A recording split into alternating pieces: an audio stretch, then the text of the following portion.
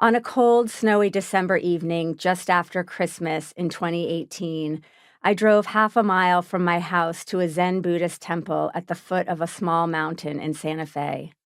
It was not long past sunset, but the dirt road was dark, and the only light was my headlights, two bright cones illuminating the flashing blizzard and the narrow, quickly filling tracks of a car that had traveled the road just ahead of me. I was going to give a talk about running and Zen. I was so nervous I felt like throwing up. Also, I was strangely calm. It was the darkest night in the darkest month of the year, and the snow fell softly and with great determination and steadiness. The effect was transfixing, as though I was riding a night train to adventure in deepest, farthest Siberia. Something mysterious lay ahead. I was going to discover what it was.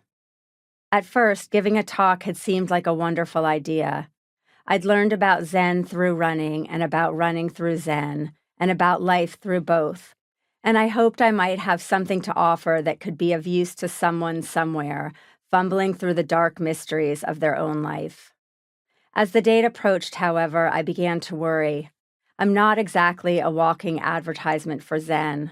I wear bright colors and I move fast. I can run 30 miles, but when I meditate, the longest I seem to manage is 15 minutes, 25 if I'm feeling very strong. What did I know about sitting? Running was my practice. I realized that I would have to say something that made sense and contributed to the greater good, in front of a room full of people who had probably been studying Zen for far longer than I, and much more dutifully, and I fell into a mild panic. I'd been absorbing the ideas of Zen and Buddhism by osmosis for a decade, but suddenly everything I thought I understood was slipping like seaweed through my grasp. I needed to get a handle on the basics. I needed an explanation. I went to see my friend Natalie. She'd been practicing Zen for more than 30 years. She would know. "What is Zen?" I asked her desperately. When Natalie and I met almost a decade earlier, we hiked up the mountain above the Zen Center every week.